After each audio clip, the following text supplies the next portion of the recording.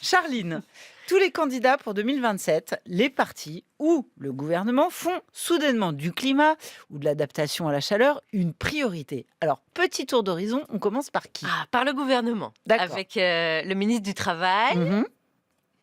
Ah non, ça suffit. Charline, oui. arrête de me regarder à chaque fois, c'est Mais, insupportable. Sonia. Moi, je suis avec toi, déjà, c'est déjà bien. Jean-Pierre Farandou. Vas-y, allez. Mais sinon, la chronique, elle s'arrêtait là. Hein.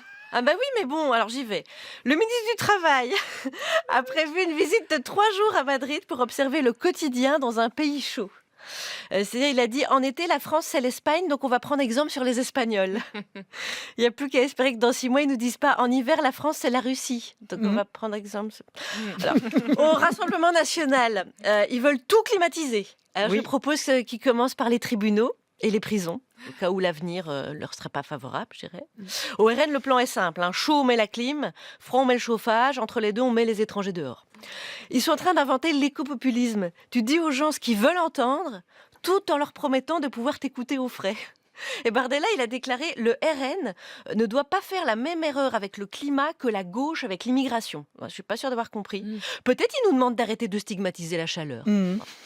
Au RN, d'un coup, ils se souviennent plus qu'ils ont toujours remis en doute les rapports du GIEC. Remarque qu'ils se souviennent pas non plus que leur parti a été fondé par un ancien SS. Donc, comme quoi, il n'y a pas que les bâtiments qu'il faut rafraîchir, il y a aussi la mémoire. C'est marrant parce que chaque candidat propose son plan contre la canicule. Alors, il y a le plan clim, plan fraîcheur, plan rénovation, plan ombre, plan éventail, plan courant d'air, plan sorbet à la menthe et son coulis de framboise, pour tous les goûts. À gauche, l'une des mesures phares, c'est le droit à la fraîcheur. Alors, vu les relations glaciales qu'ils entretiennent entre eux, tiennent le bon bout, Ouais. mais vu que Hollande et Cazeneuve envisagent d'être candidats, je dirais qu'on s'en éloigne un peu de la fraîcheur. Ensuite, Dominique de Villepin, vous le suivez sur Insta ou pas? Oui. Ouais, bah oui, il propose l'écogolisme. Vous aussi, vous avez l'image du général en Sarwell.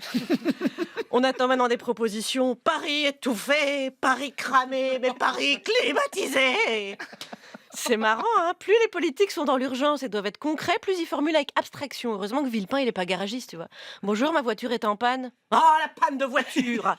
Il faut faire appel à l'enthousiasme viscéral du joint de culasse. Elle le fait bien. Ok, bah, faites-moi quand même un petit devis avant. Parce que... Alors, il écrit sur son post Insta, l'écogolisme propose une écologie humaniste de l'autorité. C'est obligé, Villepin, il dit ça au hasard. Parce que moi, je fais pareil en réunion quand j'écoute rien depuis le début, puis que Sonia, elle me demande ce que j'en pense. Je dis, il faut développer un éco-humour propre au service public pour relever les défis de demain. Ou d'après-demain, si vous êtes en RTT. Et si, pour prendre la mesure du réchauffement climatique, on n'inventait pas tout simplement un truc qui s'appellerait l'écologie.